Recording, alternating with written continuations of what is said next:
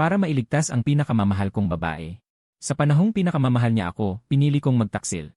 Lahat ay nagsabing ako'y walang puso at walang dangal na lalaki. At nanatili akong walang pakialam.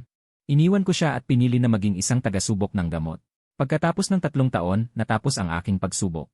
Ang unang ginawa ko ay hindi humingi ng tawad sa kanya, kundi pumunta sa opisina ng serbisyong panglibing. Dahil sa 3 taong pagsubok, lubha nang lumala ang aking mga organo. Ngayon, 1 buwan na lang ang natitira sa akin. Ayokong malaman niya. Ang katotohanang ginawa ko ang pagtataksil na yon. At mabuhay siyang pagsisihan at sisihin ang sarili sa buong buhay. Kaya dadalhin ko ang lihim na ito at iwan siya magpakailanman. Ginoong Lin. Ang bangko card ko mula sa serbisyong panglibing. 50,000 piso lang ang pera ko. Hindi ko inaasahan na kahit pumili ng paraan, ay luho na para sa akin. Sa ngayon, 50,000 lang ang kaya ko. Pwede bang bayaran ang natitira pagkatapos ng ilang araw? Ginoong Lin. Sa loob ng 1 buwan, maaari ninyong kumpletuhin ang natitirang halaga. Kumita ng 36,000 piso sa 1 buwan. Ay isang napakahirap na gawain. Ngunit may isang paraan na maaaring subukan. Nang gabing iyon, pumunta ako sa pinakamalaking hikaw na hapunan ng alahas sa Beijing. Dahil wala akong imbitasyon. Pinigilan ako ng mga security sa pintuan. 3 oras akong naghintay sa labas. Bago natapos ang mga tao sa loob. At lumabas silang pasuray-suray.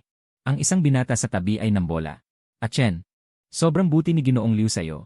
Ang relong nagkakahalaga ng 80 milyong piso. Binili ng walang kurap. Sabi ni Ruyan, 1 beses lang ikakasal. Lahat ng bagay ay dapat ibigay sa akin ng pinakamaganda. Talagang pinangako na walang diborsyo. Nakita kong sasakay na sila sa itim na mahabang Lincoln. Tinawag ko si Liu Ruyan. Narinig ni Liu Ruyan ang boses at lumingon. Sa sandaling makita ako, nagbago ang kanyang mga emosyon. Sa wakas ay naging matinding put. Lumapit ako sa kanya. Inalis ko ang 1 kwintas ng kabibe sa aking pulso. Liu Ruyan, gagamitin ko ngayon ang pulseras na ito. Para ipagpalit sa iyo ng 36,000 yuan. Ang pulseras na ito ay noong tayo'y nagmamahalan pa lamang. Pumunta sa dalampasigan. Si Liu Ruyan ay pumitas ng mga shell at ginawa ito para sa akin ng sarili niyang kamay. Lin B, maniwala ka sa akin. Sa hinaharap magagamit mo ito. Upang ipagpalit sa akin ang pinakamahalagang bagay sa mundo. Biglang inagaw ni Liu Ruyan ang pulseras mula sa aking kamay. Ang kanyang mga mata ay tila nais akong kainin ng kalahati. Lin B, 3 taon tayong hindi nagkita. Dumating ka sa akin para lang humingi ng pera. Kung hindi kaya, okay lang. Wala naman akong inaasahan sa simula. Gusto ko lang makita siya ng 1 beses bago ito. Upang maalala ko ng mabuti ang kanyang anyo. Matapos sabihin, iunat ko ang kamay para kunin ang pulseras ng shell. Diretso itinapon ni Liu Ruyan ang pulseras sa lupa. Ito ba ang lalaking iresponsable na nag-iwan kay si Liu? Nga. Narinig ko noong panahong iyon, si Liu ay nagtatayo ng negosyo at biglang nagkaroon ng heart failure. Kailangan palitan ng puso upang mabuhay. Nang malaman niya, diretsong iniwan si Liu. Sumama sa isang mayamang babae. Nagpaalipin at umalis ng bansa. Tiyak na ngayon ay nagsisisi siya ng husto. Kaya't walang hiya siyang lumalapit. Talagang walang kahihiyan. Kung ako si Liu, tiyak na papatayin ko siya. Tama nga. Ang lalaking ito ay masyadong mayabang. Hindi. Ngunit walang nakakaalam ng katotohanang nakatago sa ilalim ng mga pangyayari. Noong una, si Liu Ruyan ay may heart failure at nangangailangan ng transplant. Pinaghirapan ko ng husto. Sa wakas, natagpuan ko ang pusong tugma kay Liu Ruyan. Ang tugma ay isang taong nasa vegetative state. Ang kanyang ama ay isang panatikong mananaliksik ng gamot. Ang tanging kondisyon para payagan ang donasyon ng puso ng kanyang anak ay ang maging voluntaryong tagasubok ng kanyang bagong gamot. Alam ko na si Liu Ruyan ay hindi talaga sasang-ayon na ako ay magsubok ng gamot, kaya't nakipagtulungan ako sa ibang tao upang mag-entablado ng isang eksena ng pagtataksil at pag-abandona sa kanya. Matinding sakit sa dibdib. Namumutla ang aking mukha. Mahigpit na pinipigilan ang sarili na huwag maglabas ng anumang tunog. Pagkatapos ay tumingkayad sa lupa. Kinuha isa-isa ang mga piraso ng sirang pulseras na gawa sa kabibe. Inilagay sa bulsa at naghanda ng umalis. Isang mayamang babae na hindi kapani-paniwala ang yaman. Ngunit hinadlangan ang aking daan. May hawak siyang malaking salaping papel. Narinig ko na noong araw para sa 10,000. Ay pumayag kang makipagtalik sa iba. Ngayon narito ang 10,000. Hubaran mo ang iyong sarili at ipakita sa lahat ang iyong katawan. Kung gaano ka walang hiya. Nang makita na hindi ako kumikilos, may isang tao na naman ang kumuha ng 10,000 at ibinato sa akin. Kung sa tingin mo ay kulang ang pera, dadagdagan ko pa ng isa pang 10,000. Hubarin mo ang damit mo. Naramdaman ko ang init sa aking mukha at ang kahihiyan ay bumalot sa akin. Gusto kong umalis ngunit napapalibutan ako ng mga tao. Ruyan, umalis na tayo. Ang ganitong uri ng lalaki. Hindi siya karapat-dapat na tingnan mo ng 2 beses. Sina Liu Ruyan at Gu Yanchen ay malapit nang sumakay sa kotse. Biglang may isang tao sa tabi na dumiretso sa pagpunit ng aking damit. Isang taong walang hiya na nagpapanggap na sensitibo. Hubaran siya at ipakita sa lahat. Nakayuko ako sa lupa at mahigpit na yakap ang sarili. Ngunit ang damit ay pinunit na ng mga tao. Nakakita ng malaking bahagi ng hubad na balat. Naging malabo ang paningin ko. Lumayas kayong lahat. Isang malakas na sigaw ni Liu Ruyan. Pinalayas ang mga tao. Sumunod, isang jacket na may init ng katawan. Ibinalabal sa akin. Minglingbing. Nasaan ang Bai Minglingbing? Noong iniwan mo ako para sumama sa kanya sa ibang bansa. Ganyan ba ang buhay na ibinigay niya sa'yo? Nung siya ay nagsawa, iniwan niya ako. Pero, noon, para lang sa pera niya ako. Hindi naman ako talo. Isang gabi lang, isang gabi. Gusto mo bang subukan, Ginoong Liu? Ganyan ba kakulang? Ganyan kakapos sa pera? Agad niyang pinaalis ang assistant para kumuha ng 100,000. Ibagsak mo sa akin. Talamak na sulok ng pera ang sumugat sa aking pisngi. Dapat may diskwento ang buwan ng bayad. Mula ngayon, ikaw ay alipin ko. Ikaw ay katulong ko. Ngayong 1 buwan, dahan-dahan kitang lalaruin. Pagkasabi niya nito, dinala ni Liu Ruyan si Gu Yanchen. Sumakay at umalis. Dahan-dahan kong pinulot ang 100,000 piso sa lupa. Pagbibiro sa sarili. Medyo swerte ako. 1 araw lang sapat na. Ang pera para sa aking layunin. Pagkatapos, daladala ko ang pera, bumalik ako sa punerarya. Pagkatapos magbayad, sumakay ako ng taxi papunta sa address na iniwan ni Liu Ruyan. Pagdating ko sa Chanshan Lake Subdivision, may katiwala na nagbigay sa akin ng isang set. Kasuotan ng katulong. Magpalit ka agad. Sabi ni Boss Liu, papagbantayin ka sa kanyang pintuan ngayong gabi. Nagpalit ako ng damit at pumunta sa pintuan ng silid tulugan sa 2nd palapag. Bago pa man ako makalapit. Ako ay naging isang di nakikitang talim. Napaisa-isang sumasaksak sa aking puso. Nagmamadali akong tumakas. Ngunit biglang bumukas ang pinto ng silid. Si Liu Ruyan ay nakasuot ng pantulog. Sa manipis na kasuotan, may mga bakas ng halik na hindi naman malinaw. Matulis ang kanyang tingin na nakatutok sa akin. Anong pakiramdam ang makinig sa kasiyahan ng iba sa labas ng pinto? Alam ko na si Liu Ruyan. Ito ay paghihiganti sa pagkakamali kong pangangaliwa noon. Ngunit hindi ako maaaring magpakita ng kahinaan. Ginoong Gu, parang hindi kayo makakilos ng maayos sa pandinig. Nagbigay si Ginoong Gu ng napakaraming pera. Masaya akong turuan kayo ng personal. Talagang walang hiya. Kapag may pera ba, gagawin mo ang lahat. Siyempre naman. Sino ba ang hindi magiging interesado sa pera? Ikaw na ganitong lalaki. Nakakadiri ka sa akin. Ngunit sa palagay ko, hindi ka dapat pandirihan ng hayop. Hindi ko pa naiintindihan ang ibig sabihin ng mga salita ni Liu Ruyan. Nang marinig ko si Liu Ruyan na malamig na nag-utos, hilahin siya sa likod bahay. Isama kay Saibo at ikulong. Pagkatapos, biglang dumating ang 2 tagapaglingkod. Kinaladkad ako patungo sa likod bahay. Pagdating ko sa likod bahay, saka ko nalaman. Si Saibo ay isang mabangis na Tibetan Mastiff. Nang makita ang malalaking pangil niya, hindi ko napigilan ang panginginig ng aking buong katawan. Noong bata ako, nakagat ako ng aso sa ampunan. Mayroon akong matinding takot sa mga aso. Hindi ako papasok. Bitawan mo ako. Pakiusap, pakawalan niyo ako. Lin B, hindi ba kayang gawin mo ang lahat para sa pera? Bakit ngayon ka natatakot? Kaya kong gawin ang lahat para sa pera. Pero kung masyadong baliw, kailangan dagdagan ang pera. Hindi sapat ang perang ibinigay mo. Magdadagdag pa ako ng 100,000. Ikulong ninyo ang lalaking ito. Matindi akong itinulak ng mga tagapaglingkod sa loob ng hawla at ikinulong. Noong dumating si Gu Yanchen pagkatapos magbihis, nakita niya ang mga bodyguard na buhat ako. Si Liu Ruyan ay tila nababaliw. Sumusunod sa tabi at tumatakbo palabas. Hindi man lang niya napansin na natumba siya dahil sa pagkakabangga. Ang tingin ni Gu Yanchen ay matalim na nakatuon sa akin. Sa kanyang mga mata ay kumislap ang pagkasuklam at kalupitan. Iminulat ko ang aking mga mata at natuklasan. Nakahiga ako sa malambot na kama. Ang sugat sa aking binti ay nabandahan na. Nakatayo si Gu Yanchen sa tabi ng aking kama. Nang makita akong gising, matalas ang boses niyang nagtanong. Lin B, bakit ka pa bumalik? Noong panahong iyon, iniwan mo si Ruyan na may heart failure. Iniwan mo siyang mag-isa sa silid kasal. Alam mo ba?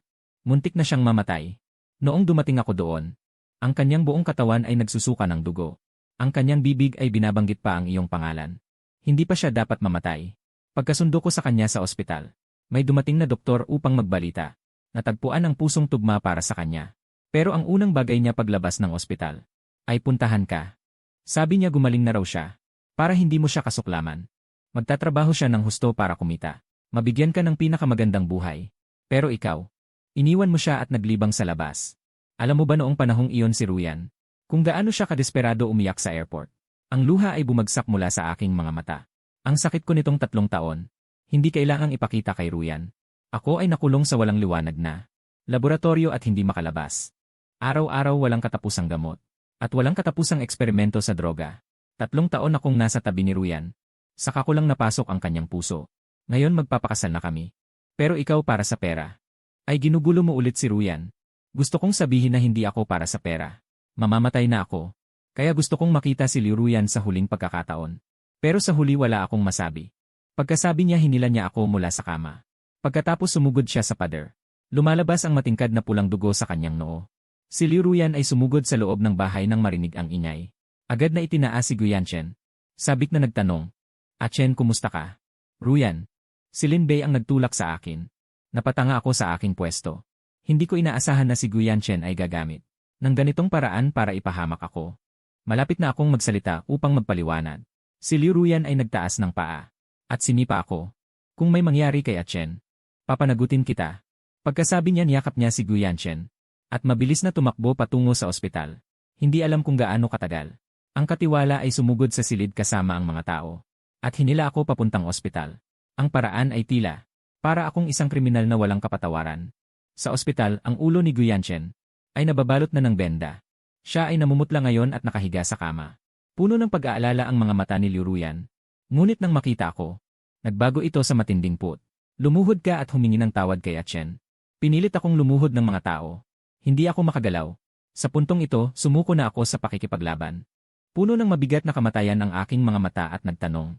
Kung hihingi lang ako ng tawad, pakakawalan mo ba ako? Hayaan akong umalis. Pagod na ako. Masakit ang katawan at isipan. Ngayon gusto ko lang maghanap ng tahimik na lugar. At tahimik na hintayin ang aking kamatayan. Nang marinig ang salitang umalis ni, sumakit ang puso ni Ruyan. Kinuha niya ang baso sa tabi ng kama. At ibinuhos ang tubig sa aking mukha. Wala kang karapatang makipagtawaran sa akin. Lin Bei, utang mo sa akin ito. Hindi mo ito mababayaran sa habang buhay. President Liu, ang iyong ginagawa ay nagpapakita na tila hindi mo kaya ang pagkatalo. Normal lamang na magmahal at makipaghiwalay. Paano naging utang ko ito sa'yo? Wala kang puso. Pigilan siya. Lumuhod at humingi ng tawad kay Chen. Agad may pumigil sa aking ulo. At mariing inihampas ito sa matigas na sahig. 1, 2, 3 beses. Hanggang sa namaga ang aking noo. At lumabas ang mga patak ng dugo. Hindi pa rin sila tumigil. Sa wakas, nagsalita si Guyanchen. Ruyan, ayos na ako. Patawarin mo na siya. Chen, masama ang kanyang puso. Naglakas loob pa siyang saktan ka. Hindi mo kailangang maawa sa kanya. Hindi ako naawa sa kanya. Gusto ko lang na patawarin mo ang iyong sarili. Ruyan, 3 taon na. Dapat mo na siyang bitawan. Chen, huwag kang mag-isip ng sobra. Matagal na akong hindi nagmamahal sa kanya. Ngayon gusto ko lang maghiganti. Itong lalaking walang puso at walang utang na loob. Totoo ba yan? Siyempre, ipinapangako ko sa'yo. Bago ang aming kasal, papakawalan siya ng lubusan mula sa ating mundo. Si Guyanchen ay nag-hesitate na tumango. Lumingon si Ruyan at tumingin sa akin na duguan ang ulo. Nag-utos, maghanap ng doktor para bendahe siya. Si Liu na sa pilitang hinila. Nakita ako sa lupa at labis na nagulat. Ginoong Lin, bakit ikaw? Kilala mo siya. Nagulat ang aking puso. Alam ni Liu, ang taong nakakaalam ng katotohanan tungkol sa pagpapalit ng puso noon. Noong panahon na yon, pinayuhan niya ako. Si Zhao Wuji ay isang baliw na mahilig sa droga at dugo. Maging ang sarili niyang anak ay ginawa niyang halaman. Kung ikaw ay magiging test subject ng kanyang laboratorio, ito ay tulad ng pagpapalit ng buhay sa buhay. Ngunit noong panahong iyon, iginiit ko na kahit na buhay ang kapalit. Iligtas si Ruyan. Kapag tinanong ng maigi ni Ruyan, ang mga pangyayari noong mga nakaraang taon ay hindi na maitatago. Kaya ako ang naunang nagsalita. Noong una, sobra akong naglaro kasama si Miss Bai Ningbing. Hindi sinasadyang na ospital sa kalagitnaan ng gabi. Si Liu ang tumanggap ng emergency. Lin Bei, wala ka talagang kahihiyan. Ang silid na ito at ang mga tao dito. Linisin ng lubusan para sa akin. Pagkatapos mag-utos, lumabas siya kasama si Guyanchen. Hinawakan ko ang laylayan ng damit ni Liu at nagmakaawa. Liu, huwag mong sabihin kay Ruyan ang totoo noong una. Para iligtas siya. Pinahirapan sa laboratorio sa loob ng 3 taon. Ngayon, malapit na ang iyong wakas. At hindi ka pa naiintindihan. Tama ba talaga ito para sa'yo? Tama. Di nagtagal, isang grupo ng mga nurse na nakasuot ng protective suit ay pumasok na may dalang disinfectant. Nag-spray sila ng marami sa akin at sa buong kwarto. Napahagulgol ako sa usok na tumama sa aking mga mata. Bumuntong hininga si Dr. Liu. Pagkatapos niyang bigyan ako ng tissue, nilinis at binendahan niya ang sugat sa aking noo. Tapos ginawa niya sa akin ang ilang kakaibang bagay. Talagang trato lang ako na parang alipin. Pinaupo niya ako para maghugas ng kanyang paa gamit ang palanggana. Tapos sinadya niyang matapon ang palanggana. At pinapaluhod ako sa sahig para punasan ang tubig. Ang mga pagkain pinaghirapan kong lutuin ay ibinuhos ni Liruyan sa harap niya. Sa aso. Ikaw na maruming tao. Ang mga ginagawa mo ay para lang sa hayop. Isinama niya si Guyanchen sa luxury store. Gumastos ng 10 milyon para bilhin ang buong brand store ng relo. Bawat relo ay pinapalakad ako pabalik sa villa. Hanggang sa umikot ako ng isang araw at isang gabi. Napagod at nahimatay sa kalsada. Nang magising ako ulit sa ospital. May pagkawala ulit. Hindi na kaya ng katawan ko. Natitira na lang akong isang linggo ang buhay. Nang marinig ko ito, parang nakaramdam ako ng kaluwagan. Sa wakas hindi ko na kailangang dalhin ang katawang ito. Nakalahating buhay, na nabubuhay sa pigil na pag-asa kay Liruyan. Pero bago ako mamatay, may isa pa akong gagawin. Saktong tumawag si Liruyan. Linby, isang simpleng paghihimatay lang. Magtatagal ka pa ba sa ospital? Pumunta ka agad sa romantikong wedding shop. Tulungan si I Cheng na magpalit ng damit. Bumaba ako ng kama at nagtungo sa wedding shop. Dahil sobrang putla at nakakatakot ang aking mukha.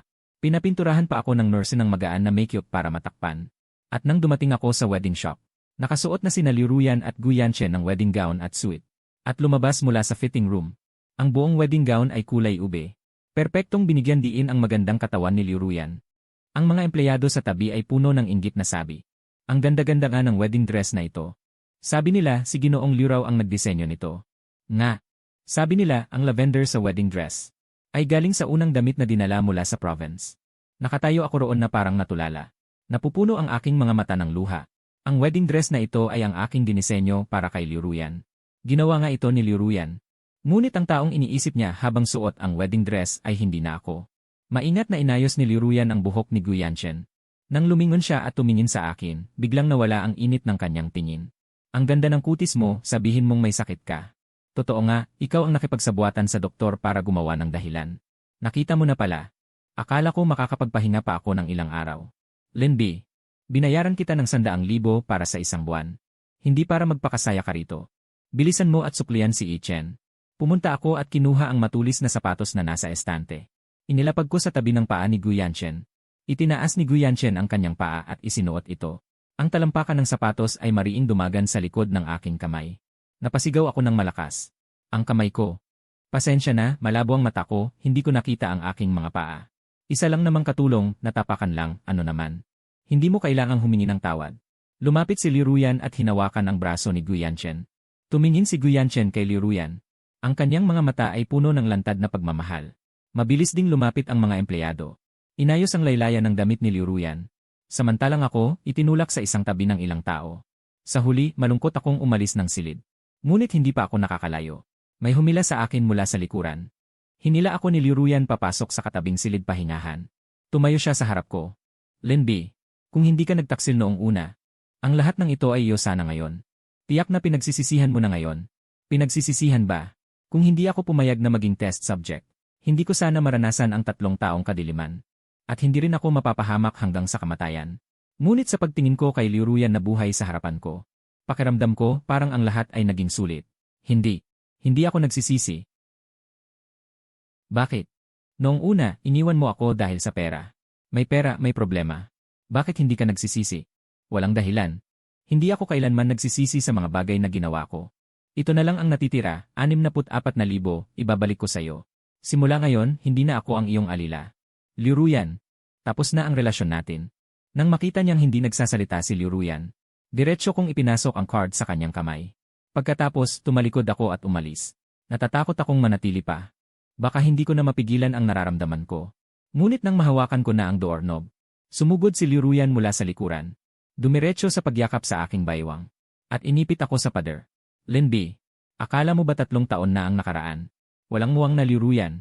Kung gusto mong umalis, umalis ka. Kung gusto mo akong iwan, iwan mo ako. Gusto mong gawin? Sa sandaling iyon, biglang bumukas ang pinto. Nakatayo si Guyanchen na nakasuot ng pangkasal. Nanlaki ang kanyang mga mata. Hindi makapaniwala sa dalawang tao sa loob ng silid. Bumalik ang kanyang nawalang isip. Binitawan ako ni Liruyan. Napuno ng pagkakasala ang kanyang tingin kay Guyanchen. Achen. Ako. Ilang hakbang na paatras si Guyanchen. Tumalikod at tumakbo palabas. At si Liruyan ay sumunod agad. Noon, ang lahat ng lakas ko. Parang naubos na. Dumulas ako sa pader at bumagsak sa sahig. Itinaas ko ang aking kamay at tinakpan ang aking mukha. Tuloy-tuloy pa rin ang luha sa aking mga daliri. Nararamdaman ko na may pagmamahal pa si Liruyan sa akin. Ngunit hindi ko ito kayang tumbasan. Malapit na akong mamatay. Diyos ko, bakit mo kami pinahihirapan ni Liruyan? Sa kabilang banda, kararating lang ni Guyanchen sa labas ng tindahan. May isang mabilis na sasakyan na tumatakbo. Diretso ang takbo patungo sa kanya. Mabilis na hinila siya ni Liruyan. Bakit mo ako iniligtas? Hayaan mo akong mamatay. Para maging malinis ang konsensya mo. At makasama si Linbei. Chen, makinig ka sa akin. Ayaw kong makinig, ayaw ko. Chen, sa totoo lang, balak kitang pakasalan. Pero mula nang dumating si Linbei sa harap ko, hindi ko na makontrol ang puso ko. Galit ako sa kanya, pero mas mahal ko siya. Kung magpapakasal ako sa iyo ngayon, ito ay hindi patas para sa iyo. Ruyan, ayaw ko ng patas. Gusto ko lang makasama ka. Si Linbei ay hindi karapat-dapat sa iyong pag-ibig. Siya ay noong ikaw ay walang magawa. Umalis siya noong kailangan mo siya. Ako ang laging nasa tabi mo. Ruyan, bakit hindi mo ako tingnan ng higit? 5 taon na kitang gusto. Pero 18 taon ko nang mahal si Linbei. Mula noong ako'y 7 taong gulang. At ang unang pagkikita namin sa ampunan. Siya ay nagbigay sa umiiyak ng hating gabi. Isang candy sa akin ang simula. Sa puso ko ay naroon na ang kanyang imahe. Kahit na iniwan niya ako noon. Hindi ko rin siya nakalimutan. Chen, pasensya na. Ako ang hindi karapat-dapat sa'yo. Ruyan, gumising ka. Si Linbei ay hindi ka mahal. Pera mo lang ang habol niya. Kahit pera ko lang ang habol niya. Tanggap ko na. Pagkatapos dinala ni Liruyan. Ang nanghihina na si Guyanchen pabalik sa wedding shop. Maghahayag na sana sa akin. Ng kanyang nararamdaman. Pero ako ang naunang nagsabi. Ginoong Liu. Kanina, nag-away kami ni Bainingbing. Kaya ako bumalik sa'yo. Kakatawag lang ni Bainingbing. Para makipag-ayos sa akin. Inorderan pa ako. Ng tiket pabalik sa Lia. Napagpasyahan ko nang bumalik. Ang kasal niyo ni Egyu. Hindi na ako dadalo. Dito ko kayo binabati na sana magkaroon kayo ng anak agad. Sana magkasama kayo habang buhay. Linbei. Mula noon hanggang ngayon. Ano ba talaga ang ibig sabihin ko sa'yo? Ginoong Liu. Kailangan bang ganoon kaliwanag ang sabihin ko? Siyempre, pang-reserba lang. Dati, naghiwalay kami ni Bainingbing. Kaya ko lang gustong bumalik at kumapit sa'yo na parang malaking puno. Ngayon, si Bainingbing ay bumalik para makipagbalikan sa akin. Siyempre pipiliin ko. Ang taong gusto ko. Sa totoo lang, si Ginoong Liu ay hindi naman masama. Pero lang, masyadong konserbatibo. Mas gusto ko pa rin ang katulad ni Bainingbing. Ito ang uri na makakapagbigay sa akin ng kasiyahan. Linbei, wala kang kahihiyan. Tama. Wala akong hiya. Ang bagay na ito, 3 taon na ang nakalipas, si Ginoong Liu, ay dapat alam na. Pagkasabi ko, tumalikod na ako para umalis. Pinigilan ako ni Liruyan sa pamamagitan ng pagtaas ng kamay. Linbei, ibalik mo sa akin ang aking pulseras. Mula ngayon, sana hindi na kita makita muli. Huminto ako sa paglakad. Mula sa aking pulso, tinanggal ko ang pulseras na nadurog ko. At muling inayos na ina ng perlas. Kinuha ni Liruyan ang pulseras at walang awa na muli. Tinapakan ng husto ang ina ng perlas hanggang sa madurog. Wala nang kahit katiting na posibilidad na maayos pa. Narinig ko ang tunog ng aking pusong nabasag. Pwede na ba akong umalis? May ibabalik din ako sa'yo. Kapag tinanggap mo ito, mula ngayon, mabuhay ka man o mamatay, ay wala nang kinalaman sa akin. Iyan ang hinihintay kong sabihin. Ngayon, ang tanging hangad ko ay pagkatapos kong mamatay. Si Liruyan ay mananatiling malusog at masaya. Mamuhay ng payapa at masaya. Chen, maghintay ka rito sandali. Babalik ako agad. Pagkatapos kong bumalik, ang puso ko ay para lamang sa'yo. At mamahalin lamang kita. CJ, hihintayin kita. Pagkatapos, si Liruyan ay nagmaneho at dinala ako sa pinakamalaking tindahan ng candy sa kabisera. Lahat ng candy sa tindahan. Ilabas mo lahat para sa akin. Binibini. Sigurado ka bang lahat? Tama. Lahat. Hindi nagtagal, bundok-bundok na candy mula sa bodega. Ay inilipat lahat sa harap ng dalawa. Linbei. Noong una, binigyan mo ako ng isang candy. Inalis mo ang pagmamahal ko. Ngayon, sa libo-libong ulit na candy. Ibabalik ko sa'yo. Tubusin ang pagmamahal ko. CJ. Liruyan. Mula ngayon, wala na tayong utang sa isa't isa. Tama. Walang utang. Si Liruyan ay hindi na ako tiningnan kahit isang beses. Napagpasyahan niyang tumalikod at umalis. Hanggang sa tuluyang mawala ang kanyang anino sa daloy ng tao. Saka ko lang inalis ang aking tingin. Binuksan ko ang mga candy sa lupa. Isa-isa kong isinubo sa bibig. Hanggang sa ang buong katawan ko ay sumuka na lamang bago tumigil. Yumuko ako sa lupa at umiyak ng malakas. Ang lahat ng hinanakit at sakit ng mga nakaraang taon. At ang pinigil na pag-ibig para kay Liruyan ay inilabas ko lahat sa pamamagitan ng iyak. Sa huli, hiniling ko sa tindero. Nabalutin lahat ang mga kending ito. At ibigay sa mga bata sa ampunan sa kabisera. Kinabukasan, bumili ako ng tiket ng eroplano. Tutungo ako sa aking inihandang lugar ng Libing Province. Inihanda ko ang libing na may mga bulaklak. Pagkatapos, ang abo ay ikakalat sa gitna ng mga lavender field ng province. At sa sandaling sumakay na sana ako sa eroplano. Ang malaking screen ay nagpapalabas. Isang balita tungkol sa aksidente sa sasakyan. Nakilala ko agad ang sasakyang iyon. Nalubhang nasira dahil sa banggaan. Ay kay Liruyan. Blanko ang isip ko noon. At tumakbo ako papuntang ospital. Sa daan ay hindi ako tumigil. Paulit-ulit kong tinatawagan si Liruyan. Ngunit walang sumasagot. Nagdasal ako sa langit at nakiusap na maging ligtas si Liruyan. Handa kong ibigay ang lahat ng akin bilang kapalit. At nang makarating ako sa ospital, si Dr. Liu ay puno ng pagkaseryoso. Sinabi kay Guyanchen, ang pasyente ay sumailalim sa lunas at nakaligtas na sa panganib sa buhay. Ngunit ang kanyang mga mata ay nabangga. Malubhang nasira ang kanyang kornea. Pagkagising ay mabubulag siya. Doktor, pakiusap gamutin niyo siya. Mahalaga sa kanya ang kanyang mga mata. Hindi siya dapat mabulag. Upang siya ay gumaling, kailangan ng transplant ng kornea. Ngunit sa ngayon ang ospital ay walang donor ng kornea. Ako ang mag-donate. Ako. Handa akong mag-donate ng aking kornea. Mangyaring operahan agad. Ginoong Lin, hindi maaaring mag-donate ng kornea mula sa buhay. Alam ninyo iyon. Ilang araw na lang ang natitira sa akin. Kung hindi siya makakita muli, kahit na malapit ka ng mamatay, wala pa ring president ang ospital na kumuha ng kornea mula sa isang buhay na tao. Ito ay ayon sa batas at moralidad. Ay hindi pinapayagan. Kung kailangan kong pumikit para mangyari yon, pipikit ako ngayon para makita niyo.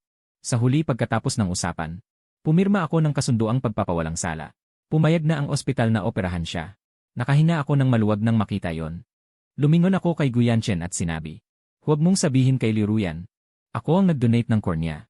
Ano ba talaga ang nangyayari? Bakit ka mamamatay? Noong mga nakaraang taon dahil ba talaga sa pera mo ipinagkanulo si Liruyan? Ginoong Gyu, sa hinaharap, pakiusap alagaan mong mabuti si Liruyan. Pagkasabi noon, hindi na ako lumingon pa. At pumasok sa operating room. Sa loob ng operating room, magkatabi kaming nakahiga ni Liruyan. Sa dalawang kama, inabot ko ang kamay ni Liruyan at hinawakan ito. Nagkapit ang aming mga hintuturo. Bumulong ako ng isang tawag na nakatago sa aking puso. Mahal. Natutuwa ako na bago ako mamatay, magagawa ko pa ang huling bagay para sa'yo. Mahal. Mahal kita. Habang dahan-dahang itinutulak ang pampamanhid sa aking katawan, ipinikit ko ang aking mga mata. Ang aking mga daliri ay tuluyang bumagsak ng walang lakas. Pakiramdam ni Liruyan ay para siyang nagkaroon ng napakahabang panaginip. Sa panaginip, mayroong silang una naming pagkikita sa orphanage. Unang pagkikita, unang hawak ng kamay, unang halik, hanggang sa huli ang aking pagtataksil at paglilihis. At sa tindahan ng candy, magkahawak ang kamay. Sa kalituhan, bigla niyang narinig na may nagsabi, matagumpay ang operasyon ng kornea. Ang donor, si Lin Bei ay patay na. Di nagtagal, tinakpan ng puting tela ang aking katawan. At itinulak palabas ng operating room. Nagmamadaling lumapit si Guyanchen at nagtanong, ano ang nangyari sa kanya? Sa gitna ng operasyon, si Ellen ay nag-shock dahil sa heart failure. At pumanaw na. Si Guyanchen ay tulalang nakatulala. Hindi makapaniwala sa katotohanang nasa harapan niya. Kababalik lamang niya ng aking pagkakanulo kay Liruyan. Maaaring may lihim na dahilan. Ngunit ngayoy mamamatay ako sa kanyang harapan. Sa sandaling yon, ang mga tauhan ng funeral center ay dala ang sulat ng kapangyarihan na aking pinirmahan noong nabubuhay pa ako. Lumapit sa doktor at nagsabi, 10 araw na ang nakalipas, si Ginoong Lin ay nagpareserba na ng kanyang sariling libing. Pakiusap, ibigay sa amin ang katawan ni Ginoong Lin. Sinasabi ninyo na 10 araw na ang nakalipas, si Lin Bei ay nagpareserba ng libing sa inyong lugar. Ngayon ay tutuparin namin ang kasunduan. Pagkatapos sunugin ang katawan ni Ginoong Lin, ay idaraos namin ang kanyang libing. Pagkasabi nito, itinulak nila ang aking bangkay palayo. Si Guyanchen ay halos pumigil pa. Ngunit sa kabilang banda, si Liu Ruyan ay inilabas mula sa operating room. Wala na siyang oras para sa iba. Diretso siyang sumama kay Liu Ruyan sa intensive care unit. Pagkalipas ng 2 oras, nagising si Liu Ruyan mula sa anesthesia. Nakita si Guyanchen na nagbabantay sa kanyang tabi. Hindi niya maitago ang kanyang kalungkutan.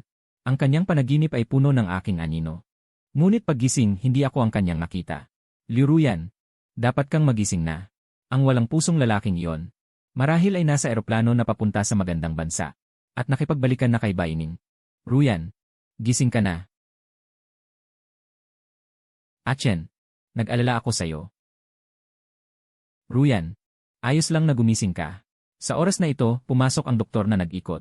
Ginawa ang post-operative check-up kay Liu Ruyan na bagong gising. Normal ang paningin. Walang anumang senyales ng pagtanggi pagkatapos ng corneal transplant. Ano? Sinasabi mo na sumailalim ako sa corneal transplant surgery. Dati sa operating room, narinig niya ang isang tao na nagsabi ng isang bagay na malabo. Noon ay inakala niya na nasa panaginip lamang siya. Hindi ba totoo iyon? Tama. Dahil sa aksidente sa sasakyan, ang iyong mga mata ay tinamaan. Matinding pagkasira ng kornea. Kung hindi isasagawa ang transplantasyon ng kornea, mabubulag. Sino? Sino ang nag-donate ng kornea sa akin? Dahil sa prinsipyo ng pagiging kumpidensyal, hindi namin maibigay ang anumang impormasyon ng donor. Zuyan, anong gagawin mo? Kung hindi sila magsasalita, ako na mismo ang mag-imbestiga. Alam ko kung sino. Isang babae na namatay dahil sa atake sa puso at pagkabigla. Ang ospital ay ayon sa prinsipyo. Hindi maaaring ibunyag ang impormasyon ng donor. Pero noong ginawa ang operasyon, nakita ko. Inutusan ko pa ang katulong na magdala ng pera bilang bayad pinsala sa kanyang pamilya. Ichen, alam mo ba? Kakagawa ko lang ng mahabang panaginip sa operasyon. Sa panaginip puno ang mga imahe ni Lin Bei. Pinangarap ko pa na siya ang nag-donate ng kornea sa akin. Nakakatawa di ba? Zuyan, kalimutan mo na si Lin Bei. Ang mga alaala noong una. Ituring na isang makinang at magandang. At masakit at mabigat na panaginip.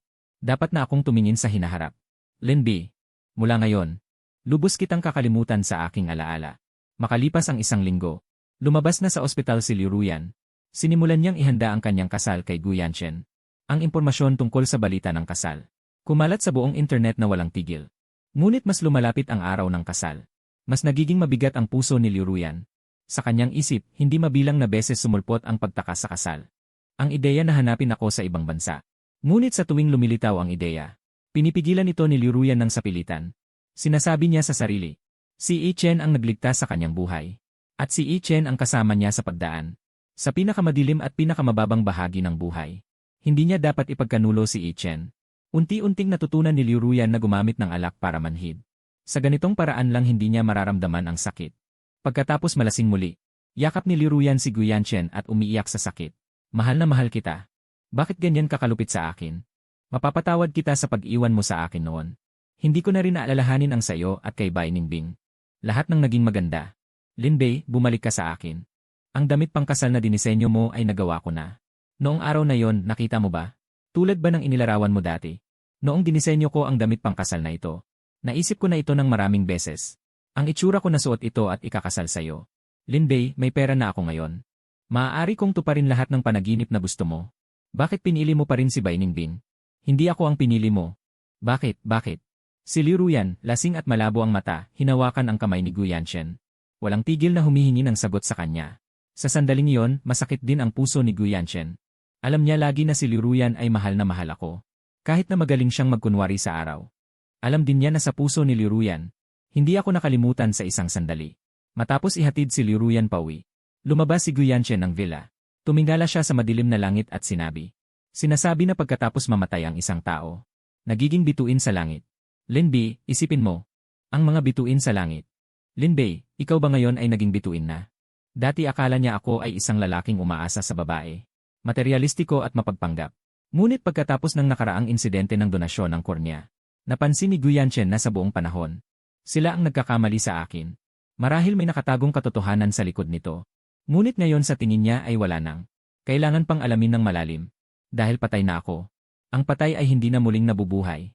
Ang katotohanan para sa kanila. Maaaring isa pang paghihirap. Hanggang sa kasal. Nagtakda si Guyanchen ng limitasyon sa kanyang isip. Kung si Liu Ruyan ay talagang makakasama niya. Magkahawak kamay na pumasok sa altar ng kasal. Kung gayon, mamahalin niya ito ng buong puso, aalagaan at poprotektahan. Gagamitin ang natitirang mga araw ng kanyang buhay upang bigyan ito ng init.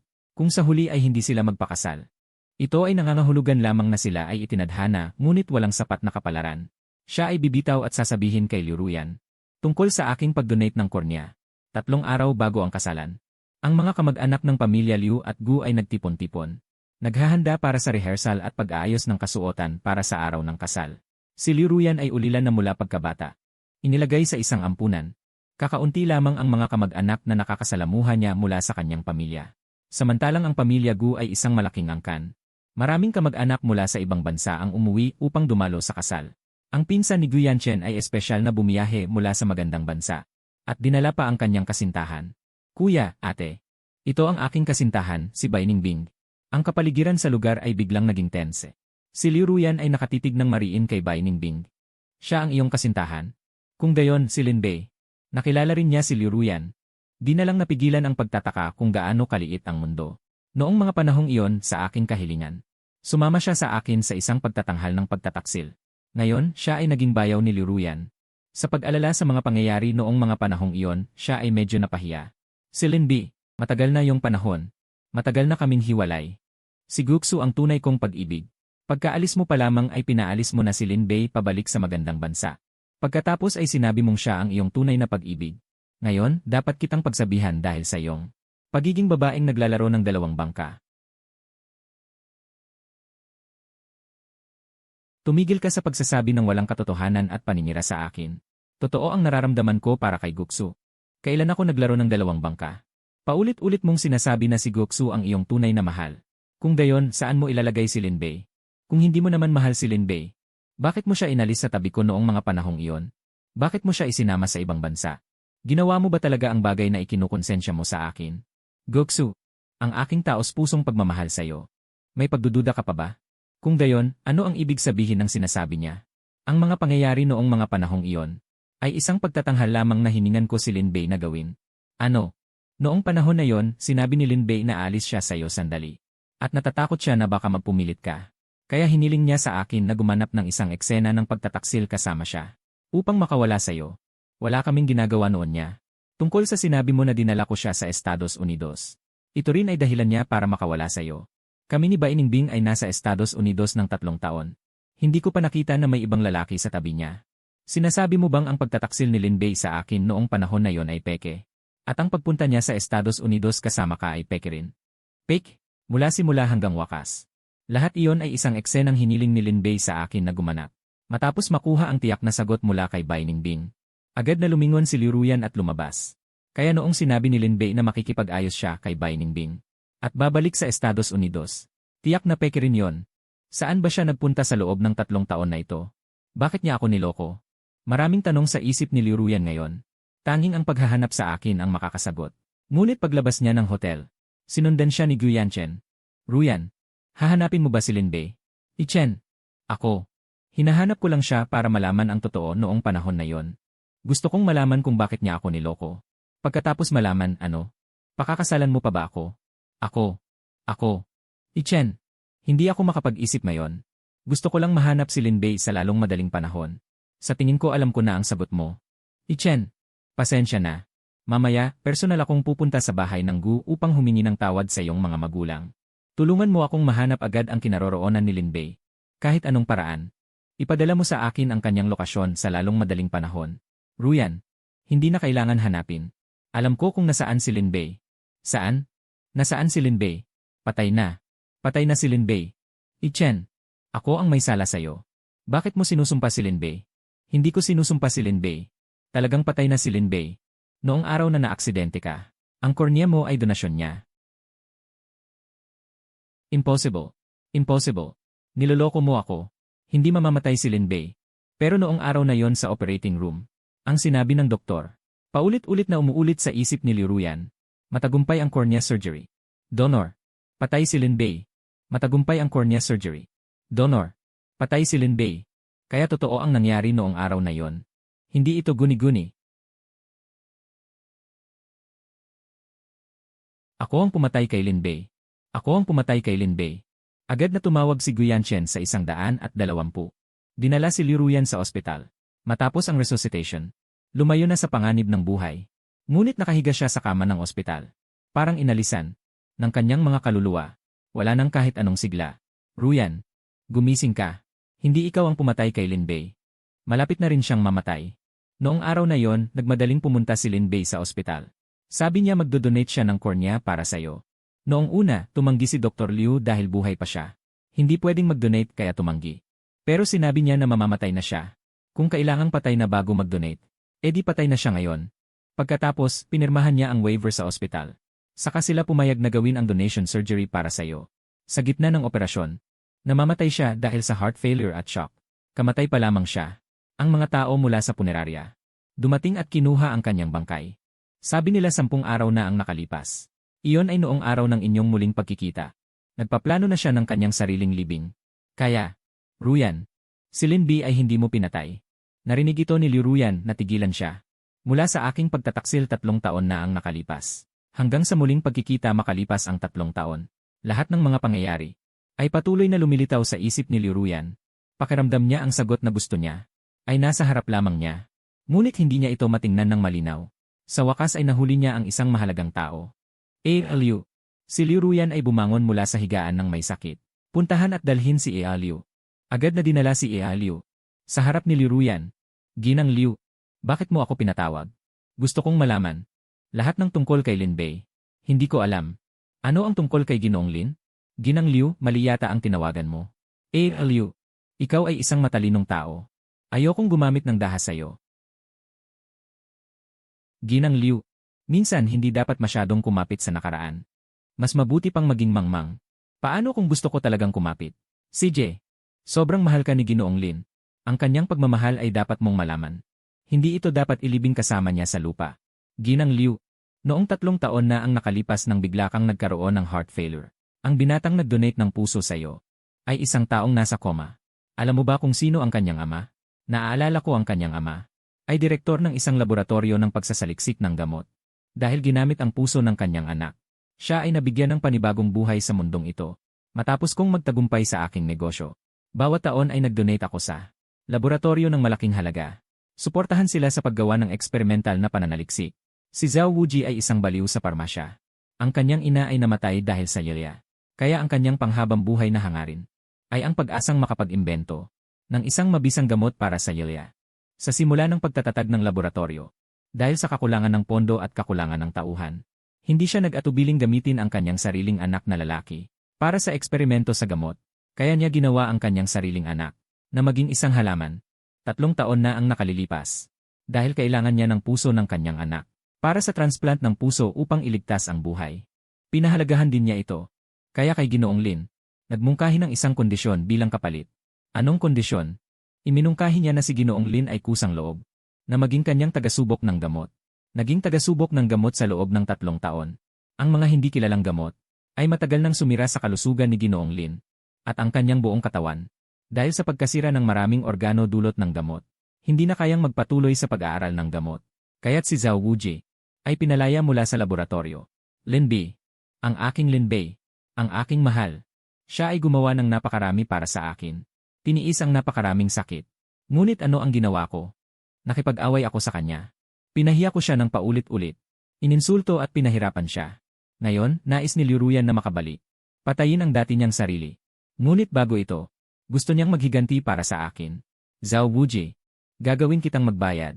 At sa kabilang banda si Zhao Wuji, matapos makatanggap ng imbitasyon mula sa Liu's Technology Company, agad na nagdala ng kontrata at pumunta sa appointment. Subalit ang lugar ng imbitasyon sa pagkakataong ito ay hindi tulad ng dati. Hindi sa Liu's Technology Company, kundi sa bahay ni Liu Ruyan. At siya lamang ang inanyayahan. Ngunit sa sandaling ito si Zhao Wuji ay napuspos na ng labis na kagalakan, na nalilito ang kanyang isip. Ang kahina-hinalang bagay na ito ay mabilis niyang binaliwala. Si Liu Ruyan ay personal na tumanggap kay Zhao Wuji, na nagparamdam kay Zhao Wuji, na para bang siya ay pinapahalagahan ng labis. Director Zhao, huwag po kayong mag-atubili. Ituring niyo ito na parang sarili ninyong tahanan. Si Ginoong Liu ay talagang mapagbigay at makatarungan. Nagpapasalamat ako sa inyo ngayong oras na ito, para sa donasyon ninyo sa aming institusyon. Ito ay para sa inyo. Kung tungkol sa pagiging mapagbigay. Kundi dahil sa iyo, Director Zhao, noon. Na bukas palad na ibinigay ang puso ng iyong anak para sa akin. Paano ako magiging kung ano ako ngayon? Wala po yon. Ang kagandahang loob ng isang manggagamot. Ako, si Zhao, ay isa rin sa mga nasa medical na propesyon. Siyempre, hindi ko pababayaan ang isang tao na mamatay ng walang tulong. Ang galing ng pagiging maawain ng isang doktor. Nais kong itanong, Director Zhao. Gamitin ang malulusob na tao para gawin. Eksperimento sa gamot. Iyan ba ang iyong puso? Ilyu. Hindi ko alam kung ano ang sinasabi mo. Sa tingin ko ang kontrata ngayong araw. Pansamantalang hindi na mapag-usapan. Mauna na ako. Pagdating sa pinto ay saka ko napansin. Nakalock na ang pinto. Kasabay nito ang lakas ng mga braso at binti. Parang naubos na. Kahit tumayo ay hindi na kaya. Dahan-dahang tumayo si Liruyan. May hawak siyang isang matalim na scalpel. Nilalaro ito habang papalapit kay Zhao Wuji. Ilyu, magsalita tayo ng maayos. May misunderstanding ka ba? Maling akala. Zhao Wuji. Noong panahong iyon, pumayag siya na hayaang ang iyong anak. Ang kondisyon para mag-donate ng kanyang puso sa akin. Naaalala mo pa ba? Siya ay nasa iyong institusyong pananaliksik. Ay ineksperimentuhan mo sa loob ng 3 taon. Ngayon sinasabi mo sa akin na ito ay maling akala.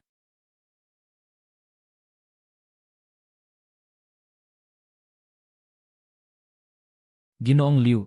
Noong una, ang pagiging kalahok sa pagsubok ng gamot ay kusang loob niyang desisyon. Hindi ko siya pinilit. Kusang loob siya. Pero ayaw ko. Mas gugustuhin ko pang mamatay ako. Kaysa hayaan siyang iligtas ako sa ganitong paraan. Ginoong Liu. Maawa ka. Pinatawad ko ang iyong buhay. Pero pinatawad mo ba si Lin Bei? Isang malusob na tao. Pinahirapan mo ng buhay. Ang katawan ay nanghina at namatay. Ngayon, maghiganti ako para sa kanya. Ikaw na walang hiya. Ruyan, huwag kang padalos-dalos. Si Zhao Wuji ay parurusahan ng batas. Kung papatayin mo siya ngayon, ikaw ay magiging isang mamamatay tao. Huwag mong gawin ang ganitong kahangal na bagay. Ichen, anong tawag mo sa isang kahangalan? Si Lin Bei ay naging kalahok sa eksperimento para iligtas ako. Ngunit hindi nangahas na ipaalam sa akin. Mas pinili na gumawa ng isang pandaraya niya mismo para akong magkamali at mapuot sa kanya. Tawag mo ba itong kahangalan o hindi? Wala na siyang mahabang panahon para mabuhay. Pinili pa ring mag-donate ng kanyang kornea sa akin. Sa huli, namatay siya mag-isa sa operating room. Tawag mo ba itong kahangalan o hindi? Talagang mahal na mahal niya ako. Ibinigay ang lahat para sa akin. Ngunit hindi ko alam na namatay siya. At kahit na may malaking pagdiriwang, naghahanda ng kasal kasama ang iba. Tawag mo ba itong kahangalan sa akin? Naging tanga siya para sa akin ng maraming beses. Bakit hindi ako maging tanga para sa kanya kahit isang beses? Ruyan, si Lin Bei ay gumawa ng marami para sa iyo. Sana mabuhay ka ng maayos. Huwag mong biguin ang kanyang pag-asa. Siya ay buhay. Saka ako handang mabuhay. Ruyan, gusto mo bang pumunta sa impyerno pagkatapos mamatay? At mahiwalay kay Lin Bei magpakailanman? May susunod pang buhay ba talaga? Siguradong mayroon. At si Lin Bei ay isang napakabait na tao. Tiyak na pupunta siya sa langit pagkatapos mamatay. Kung pupunta ka sa impyerno na may dugo sa iyong mga kamay, paano mo siya mahahanap? Si Zhao Wuji ang nagdulot ng labis na paghihirap kay Lin Bei. Dapat siyang mabuhay ng kalahating patay. Sa halip na hayaan siyang mamatay ng ganito, nang mabilis at walang sakit. Tao, dalhin siya sa ospital at tiyaking mabuhay siya. Si Lin Bei ay nagdusa ng 3 taon ng pagpapahirap. Gusto kong gawin kay Zhao Wuji. Nabayaran ito ng 100 beses 1,000 beses. Pagkatapos, si Liu Ruyan ay nagdala ng mga tao upang sirain ang lugar. Ang Instituto ng Pananaliksik ng Gamot ni Zhao Wuji. Sa pamamagitan ng video ay nakita niya ng totoo. Ang 3 taon kong ito. Kung anong klaseng buhay ang tinatahak dito. Noong unang araw na pumasok ako pa rin ang kanyang naalala. Na palaging nakangiting binata. Ngunit ang mga mananaliksik dito ay hindi ako tinuring bilang tao. Kundi isang bagay lamang. Parang isang sample ng pananaliksik. Paulit-ulit nilang kinukuha ang aking dugo. Pinapainom ako ng gamot at sinusuri. Araw-araw umiinom ng gamot at nagbibigay ng datos. Walang nagmamalasakit sa pagdurusa ko. Dahil sa mga gamot. At habang lumalalim ang epekto ng gamot, ang aking kutis ay araw-araw lumalala. Ang aking diwa ay araw-araw nang hihina. Sa huling bahagi ng video, ang aking katawan ay bumagsak na. Hindi na kaya ng katawan ang pagguho ng epekto ng gamot. Buong katawan ay nagpapagulong sa sakit. Ngunit ang bibig ay patuloy na sumisigaw. Ang pangalan ni Liu Ruyan. Liu Ruyan. Ang sakit ko. Liu Ruyan. Miss na miss kita. Hindi napigilan ni Liu Ruyan na iabot ang kanyang kamay. Hinaplos ang maliit na figura sa screen. Gusto niyang pakinisin ang aking nakakunot na noo. Kapalit kong pasanin ang mga sakit na yon. Luha ng pagsisisi at sakit. Bumaba sa pisngi ni Liu Ruyan. Galit na galit siya sa kanyang sarili. Bakit noong pumunta ako sa kanya? Hindi niya napansin ang mga kakaibang ito sa akin. Noon, galit at puot lang ang nasa isip niya. Hiniya at pinahirapan niya ako. Gusto niyang sumuko ako sa kanya. Gustong makarinig ng pagsisisi mula sa aking bibig. Gustong makahanap sa akin ng natitira pang pagmamahal. Ngunit paulit-ulit siyang nabigo. Galit siya sa akin. Galit dahil napakawalang awa ko sa kanya. Galit dahil itinapon ko ang aming taon-taong pag-ibig. Ngunit ngayon alam na ni Liu Ruyan. Hindi ako hindi nagmamahal. Sa halip, sobra akong nagmamahal. Kaya ginamit ko ang mga walang awang salitang iyon upang itago ang aking pagmamahal sa kanya sa loob. Pagkatapos natagpuan ni Liu Ruyan ang kwarto na tinitirhan ko sa institute. Maliit na kwarto na kasya lang isang kama. Wala man lang bintana. Makitid at nakakadepress. At dito ako nagtagal ng 3 taon. Ang buong katawan niya ay nakakulong sa maliit na kama. Para bang sa ganito maramdaman pa ang init ng aking katawan. Maramdaman ang aking nag-apoy. Ngunit hindi masabing pagmamahal. Lindy, miss na miss kita. Sa pagkagulo, nakita niya ang noon. Ang eksena ng kanyang pag-amin sa akin. Muling lumitaw sa kanyang harapan. Noon, pareho silang 18. Ayon sa patakaran, hindi na pwedeng manirahan sa ampunan. 10 taong nanirahan doon. Ang aming mga dala ay napakakaunting. Dala ko ang aking mga bagahe. 3 beses akong lumingon sa bawat hakbang. Tumingin ako sa ampunan. Mahal. Mula nang ako ay ipanganak, ay nakatira ako sa ampunan. Dito ang aking tahanan. Ngayon, pakiramdam ko. Parang muli akong pinabayaan. Sakit sa puso ko. Nandito pa ako para sa'yo. Ako rin ay iyong pamilya. Hindi kita kailanman iwan. Kung sakaling magkaroon ka ng nobyo, tiyak na makakalimutan mo na ako. Noong nakaraan, nakita ko si Lik Xiaokao na nagtapat sa'yo. Hindi ba't tinanggihan ko siya? Kahit hindi mo siya tinanggihan. Si Lik Xiaokao. Tiyak na may susunod pa. Tulad ni Zhang Xiaobao at Liu Xiaobao. Balang araw, sasagot ka rin. Sa sandaling ito, 18 pa lamang ako. Edad ng pagkagising ng pag-ibig. Ang puso ko ay matagal nang. Malalim na ang pagmamahal kay Liu Ruyan. Ngunit sa lahat ng panahon, ang ipinapakita sa akin ni Liu Ruyan ay pag-aalaga bilang pamilya lamang. Hindi ko alam kung ano ang tunay na nararamdaman ni Liu Ruyan para sa akin. Hindi ako nangahas magtanong. At natatakot ako na sa hinaharap. Baka siya ay agawin ng iba. Naunawaan ni Liu Ruyan ang aking ibig sabihin.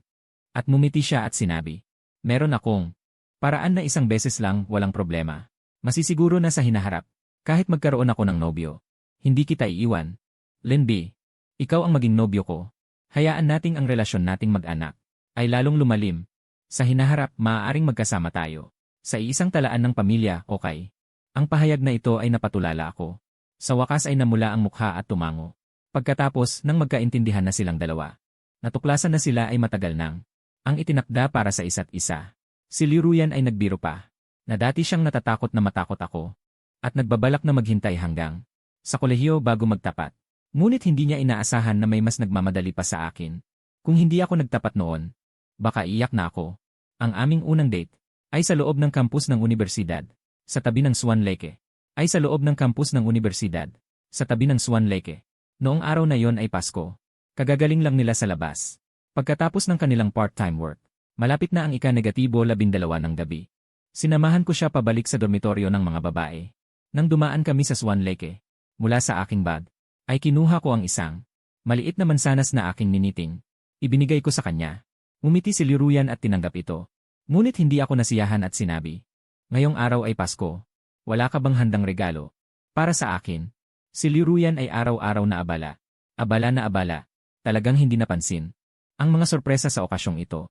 Ngunit ayaw din niya akong bigin. Hintayin mo ako ng kalahating oras. Babalik ako agad. Babalik ako agad.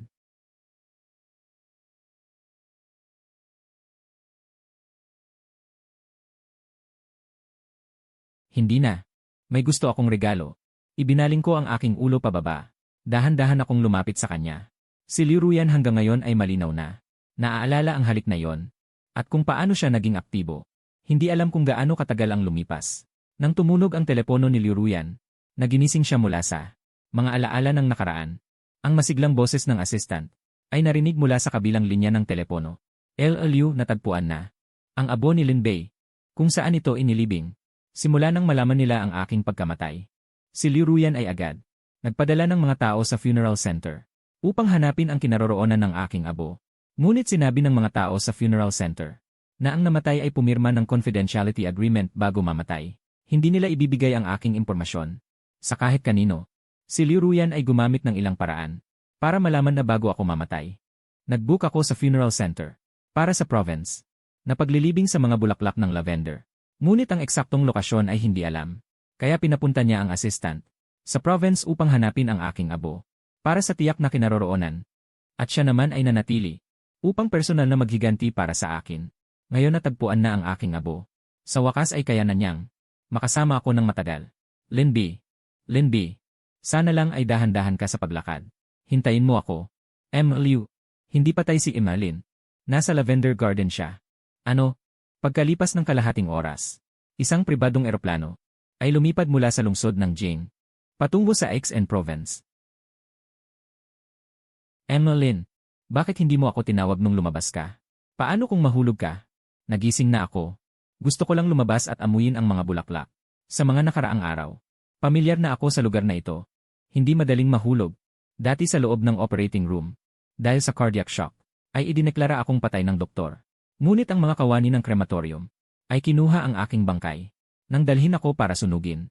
Ang aking puso ay biglang dahan-dahang muling tumibo. Ako na nakataka sa kamatayan ay hindi nakaramdam ng anumang kasiyahan dahil alam ko na ang kamatayan ang aking huling destinasyon. Hindi ko alam kung bakit ako pinahaba ng Diyos. Nang mga araw na ito ay may kahulugan, direkta akong hiniling sa krematorium na mga kawani na dalhin ako sa province. Dito tahimik, hinihintay ang aking kamatayan. Pagkasabi ko niyan, ako ay dahil sa aking binti na nanghina ay nahulog sa lupa. Si Lixinyu ay mabilis na tinulungan akong tumayo.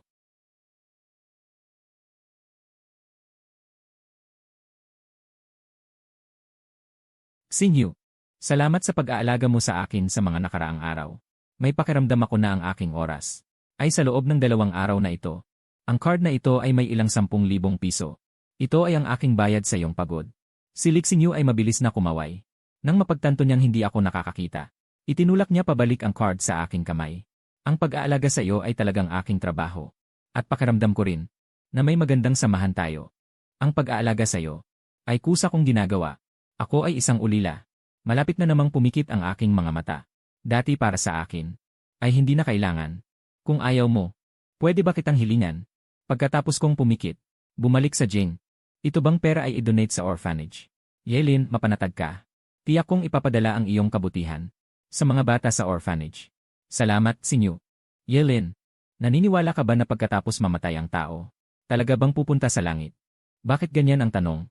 Kamakailan lang ay nanood ako ng isang napakamasakit na drama ng pag-ibig. Sa huli, namatay ang lalaking bida. Nagkasundo sila ng babaeng bida na maghihintay siya sa langit pagkatapos mamatay. Noong bata pa ako, lagi sinasabi sa amin ng nanay sa ampunan, ang mga hindi gumawa ng masama sa buhay, na may malinis na kaluluwa, pagkatapos mamatay ay pupunta sa langit. Tulad ni Yelin, na napakabait na tao, pagkatapos mamatay ay tiyak na makakapunta sa langit. Sabi nila ang langit ay isang mundong walang kalungkutan at walang sakit. Doon ay mayroon lamang walang hanggang kaligayahan. Ngunit ang mundong walang liruyan, magiging masaya ba talaga? Hindi ko alam. Lumaki ako sa ampunan mula bata. Ang mga bata sa ampunan ay laging may pare-parehong gupit ng buhok, nakasuot ng pare-parehong damit, araw-araw na nakapirming oras ng gawain, nakapirming pagkain. Ang buhay ay nagpapakita ng isang amoy ng pagkamatay at kawalan ng sigla. Hanggang sa 7 taong gulang ako, dumating si Liu Ruyan sa ampunan. Siya ay nakasuot ng pulang damit, magandang kulot na buhok. Lahat ng bagay ay naiiba sa iba. Agad na nakakuha ng aking atensyon. Sa gabi, nakita ko si Liu Ruyan na nagtatago sa kumot at palihim na umiiyak. Inalis ko ang kanyang kumot at tinanong kung bakit siya umiiyak. Namimiss ko sina tatay at nanay. Ngunit, ang iyong mga magulang ay hindi ka na gusto. Sa aking subconscious, tanging ang mga batang itinakwil ng kanilang mga magulang ang dinadala sa ampunan. Ang mga salitang ito ay naging dahilan upang mas lumakas ang iyak ni Liu Ruyan. Sa huli, wala akong magawa. Itinago ko ang aking itinatangi. Matagal ng kendi ng gatas. Inilabas ito at pinunit. Isiniksik sa kanyang bibig. Saka napahinto ang kanyang iyak. Ito rin ang unang hakbang para maging matalik na magkaibigan. Nang maglaon ko lamang nalaman, si Liu Ruyan ay dahil sa kanyang mga magulang na namatay sa isang aksidente. Kaya siya dinala sa ampunan. Sa amin na ganitong Mga batang inabandona mula pa sa pagsilang. Ay hindi pareho.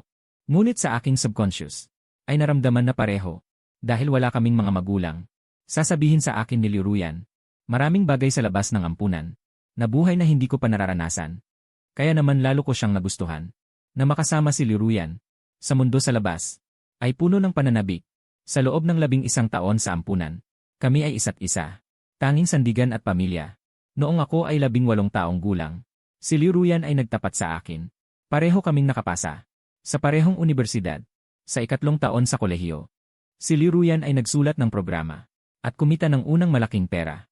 Bumili siya ng bahay sa isang maliit na lungsod. Mula noon, nagkaroon kami ng tahanan. Sa bahay na yon, ako at si Liruyan ay nagkaroon ng aming unang beses. Pagkatapos, si Liruyan ay sumandal sa aking balikat. Habang pinapanood ako na nagdidisenyo ng damit pangkasal para sa aming dalawa. Plano naming magpakasal pagkatapos ng graduation. Pagkatapos ng kasal, magkakaroon kami ng 2 kaibig-ibig na anak. Bubuo ng isang masayang pamilyang may 4 na miyembro. Ngunit pinaglalaruan tayo ng tadhana. Ginoong Lin, bakit ka umiiyak? Wala. Nabulag ng hangin ang aking mata. Sa sandaling ito, wala kahit isang simoy ng hangin. Ngunit si Lixing Yu ay hindi. Tuklasin ang aking mga kasinungalingan. Alam niya na ako ay hindi. Kasing payapa at kalmado sa hitsura. Sa pagharap sa kamatayan. Sino ba ang hindi mag-aalala at matatakot? Lalo pat ako ay bata pa. Hindi lamang napabuntong hininga si Lixing Yu. Talagang hindi patas ang langit. Tulad ko na mabait at malumanay. Ay may maikling buhay. Ginoong Lin, babasa ako ng balita para sa'yo. Ito ay isa sa mga pang-araw-araw na gawain ng dalawa. Dahil hindi ako nakakakita. Si Lixing Yu ay pipili ng ilang nakakatawa at nakakatuwang balita. At babasahin sa akin. Isang mag-asawa na nag-imagine na nanalo ng 5 milyong premyo. At dahil sa hindi pagkakasundo sa paghahati, nag-away sila hanggang sa magsuntukan. At ito pa. Isang magnanakaw na nakakuha ng 10,000 pera. Pero naagnasan ng isang maliit na magnanakaw. Galit na galit siya kaya napasubsob. Talagang masaya at magulo. Matapos basahin ang ilan, napansin ni Lixing Yu na ako'y ngumiti lang ng bahagya. Sa aking labi upang siya ipagbigyan. At walang tunay na ngiti. Sa oras na yon ay napansin din niya, na ngayon ay tila mas malungkot ang aking damdamin. Ginoong Lin, ano ang nangyari sa'yo ngayon? May sakit ka ba o hindi komportable? Ako lang ay hindi nakatulog ng maayos kagabi. Sa totoo, hindi lang hindi nakatulog ng maayos. Kundi kagabi, ay hindi ako nakatulog. Dahil ngayon ay ang kasal. Ni Liruyan at Guyanchen. Ngayon, ang babaeng pinakamamahal ko ay si Liruyan. Pero ang lalaking ikakasal ay hindi ako. Xingyu, maaari mo bang i-play para sa akin?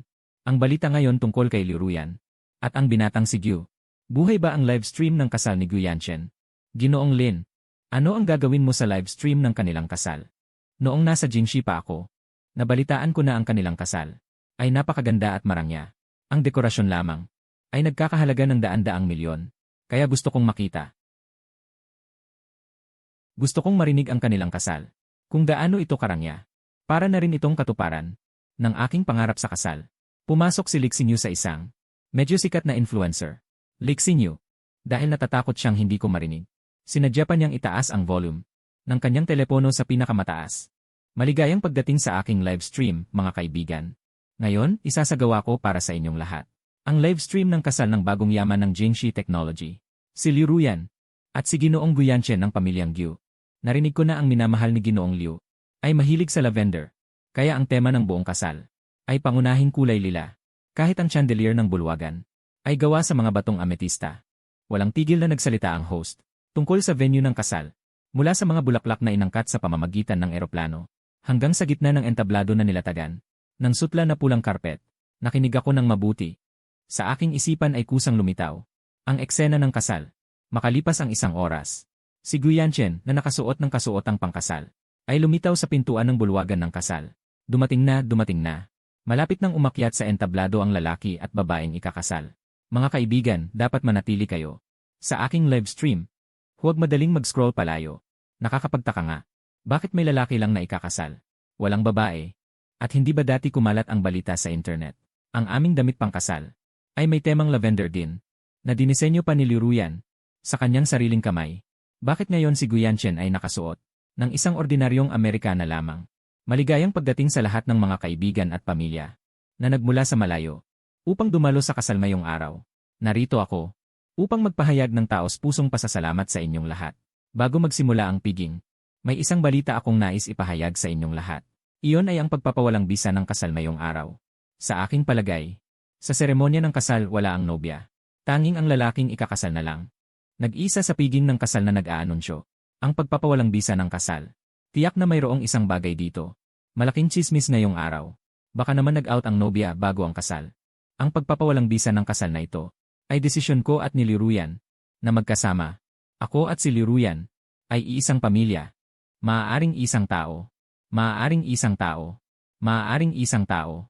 Nga pala, ang pagpapawalang bisa ng kasal na ito ay desisyon ko at ni Liruyan na magkasama.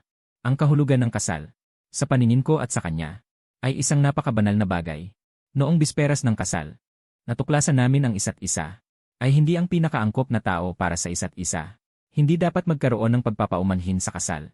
Ito ang bagay na pinagkasunduan naming dalawa. Kaya upang maiwasan, matapos pumasok sa kulungan ng kasal, at pagkatapos ay magkahiwalay ng may mababaw na pagkakaisa, nagpasya kami. Napigilan ang pagkakamaling ito sa tamang panahon. Ginoong Gyu, dahil pinawalang bisa ang piging ng kasal, ay ikaw at si Liruyan, pinagkasunduan. Bakit hindi siya lumitaw? Sa kasal na ito, sa halip ay ikaw lang ang nagpakita. Para harapin ang malaking bagay na ito, kahapon nang sumakay si Liruyan sa eroplano, tumawag siya kay Guyanchen. Sabi niya pupunta siya sa province para hanapin si Linbei tungkol sa kanilang kasal. Ipaalam niya sa kanyang assistant sa pamamagitan ng personal na account na kanselahin ito. Sa oras na yon lahat ng online news at mga komento ay ililipat sa kanya personal para masiguro na si Guyanchen mula sa pagtanggi sa kasal ay makalabas ng walang problema. Ngunit tinanggihan ito ni Guyanchen. Hayaan siyang humanap sa akin ng may kumpiyansa. Walang dapat ikabahala sa mga kahihinatnan. Ang usapin ng kasal. Kaya niya itong ayusin mag-isa. Gusto ni Guyanchen para sa kanyang pagmamahal. Manindigan hanggang sa huling sandali. Kaya si Guyanchen, suot pa rin ang kasuotang pangkasal. Sa buhay na ito ay, nakapag-asawa na siya kay Liruyan. Linbei, ang pagmamahal mo kay Liruyan, hindi ko kayang pantayan. Ngunit hindi ko rin papayagan na ang sarili kong pag-ibig ay may labis na pag-isip. Nakikita ko, itong si Ginoong Gyu, ay tiyak na mahal pa si Liruyan. Sa aking palagay tiyak na nagbago ang damdamin ni Liruyan. Talagang sinasaktan ka. Ginoong Lin, tama ba ako? Sa ngayon ang nasa isip ko ay, ang pagkansela ng kasal ni Liruyan at Guyanchen. Wala akong pansin. Sa sinabi ni Lixinyu, bakit nga ba nila kinansela ang kasal? Alam ba ni Liruyan ang isang bagay? Ginoong Lin, ano ang nangyari sa'yo? Nakikinig ka ba sa akin? Nakikinig ka ba sa akin? Ano ang sinabi mo? Sinabi ko na kinansela nila ang kasal. Tiyak na nagbago na ang loob ni Liruyan. Talagang walang kwenta. Biglang sumigaw si Lixinyu. Nagulat ako. Nagmamadali kong iniunat ang kamay para maghanap. Xinyu, anong nangyari? Si Lixinyu ay nakatingin sa taong pagod at maalikabok, na biglang lumitaw sa kanyang harapan. Agad na nagulat at hindi makapagsalita. Siya ay nanumpa na mula ngayon. Hindi na siya magsasalita ng masama tungkol sa iba sa likuran. Sino ang makakaintindi ng babaeng ikakasal na nawawala sa kasal? Ang takot na biglang lumitaw sa kanyang harapan. Malapit na siyang magsalita sa akin. Ngunit nakita niya ang dumarating. Diretso akong niyakap. Si Lixinyu ay lalong lumaki ang mga mata. Biglang may umakap sa akin. Akala ko si Lixinyu. Ngunit saglit lang ay napansin kong may mali. Ang tangkad at pangangatawan ng dumarating ay ibang-iba kay Lixinyu. Sino ka? Bitawan mo ako. Dahil hindi ko alam ang nasa loob ko. Sa totoo lang, laging nasa estado ng pagkabahala. Malapit na akong lumaban. Biglang nakaramdam ng mainit na likido na bumagsak sa gilid ng aking leg, na nagpaiyak sa kanya. Ang imahe ni Liruyan ay biglang pumasok sa aking isipan. Liruyan, Linbei, ako ito. Sa aking pag-aalala, isa lang ang nasa isip ko. Iyon ay alam na niya. Hindi pwede. Talagang hindi siya dapat makahanap. Hindi pwede.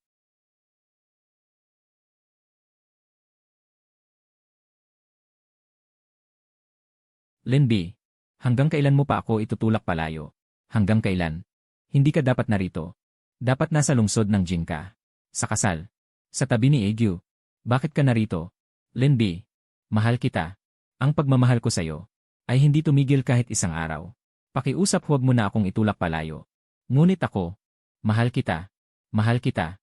Mahal kita. Mahal kita. Mahal kita. Mahal kita. Mahal kita. Mahal kita. Ngunit mamamatay na ako. Liruyan, mamamatay na ako. Hindi ako maaaring matagal. Manatili sa tabi mo. Ayaw kong makita mo. Ang paraan ng pagpikit ko ng mata.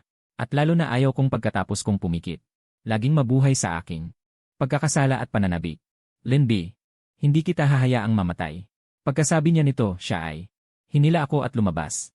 Sa daan papunta rito, siya ay nakipag-ugnayan na sa mga pinaka-ekspertong doktor. Gusto niya mula sa mga kamay ng hari ng impyerno. Bawiin ang aking buhay. Ang katawan ni Yelin, iba't ibang organo, ay sobra nang naubos. At dahil din sa pangmatagalang pag-inom, ng hindi kilalang gamot na nagdudulot ng sakit, na umabot hanggang ngayon, ay isang himala na. Hindi ba tayo sinasabing may pinaka-advanced na teknolohiyang medikal? Basta mailigtas natin siya. Hindi problema ang pera. Binibining Liu, ang katawan ng ginoong ito. Patawarin mo kami talagang. Wala kaming magagawa. Ang kanyang katawan, naabot na. Sa ganap na kawalan ng pag-asa. Anumang oras ay maaaring nagkakamali ka. Ikaw mismo, walang kakayahan. At sinisisi mo pa siya. Ruyan, Mama. Lin B. Narito ako. Sinta, ihatid mo ako pauwi. Alam ko ang sarili kong katawan. Malinaw sa akin. Huwag mo nang pahirapan ang doktor. Lin B. Huwag mo siyang paniwalaan. Malusog ang katawan mo. Sinta, ibalik mo ako.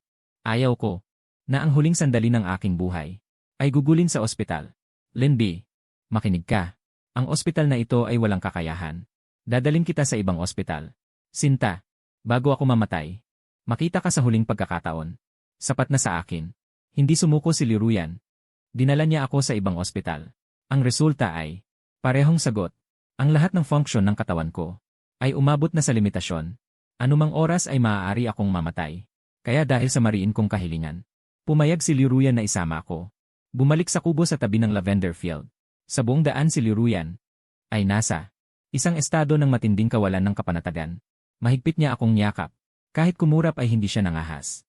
Sa takot na sa susunod na segundo, tahimik akong mamulat at mawala sa kanya. Sinta, huwag kang matakot. Sinta, bakit ka naging napakatanga? Mas gugustuhin ko pang umalis ako kaysa hayaan kang maging ganito para sa akin.